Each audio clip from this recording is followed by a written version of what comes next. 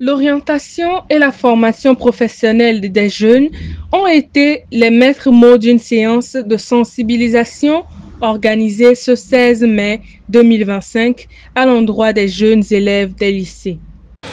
Aujourd'hui, plus que jamais, il est essentiel de promouvoir les métiers de l'industrie, non seulement comme source d'emploi durable, mais aussi comme levier de transformation économique et sociale.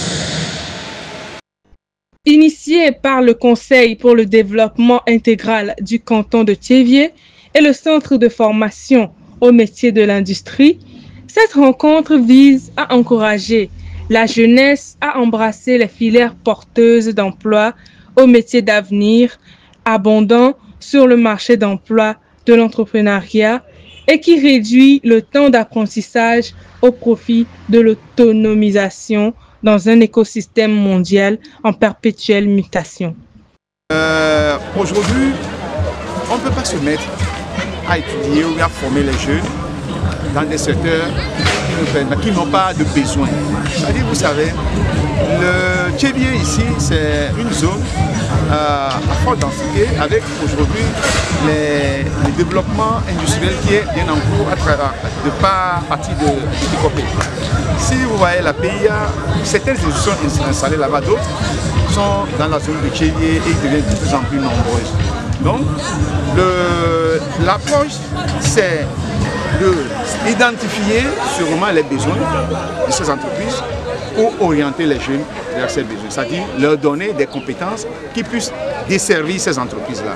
Donc, ces compétences-là constituent les métiers, les orientations vers ces métiers. Cette séance de sensibilisation a permis de mettre en lumière les métiers porteurs qui existent dans des secteurs dynamiques tels que la mobilité, le numérique, les énergies renouvelables, la transformation artisanale ou encore la logistique et les services portuaires. Ce sont tout autant des domaines qui répondent aux besoins actuels de notre société tout en vivant des perspectives à venir. Une convention a été signée entre les protagonistes à cet effet. Je m'appelle Atou Yaougres, je suis en classe de terminale D. Ce soir, on est venu, on nous a parlé de la digitalisation et la vie après bac. Ce qu'on va raconter dans la vie de demain après notre bac. On nous a parlé des commerces et des artisans, des services artisanaux qu'on peut faire après le bac pour ne pas dépendre seulement de l'État, mais de dépendre seulement de nous-mêmes. À travers nos commerces, nous pouvons gagner de l'argent. Même si on n'est pas dans les bureaux, on peut gagner de l'argent, faire des fortunes.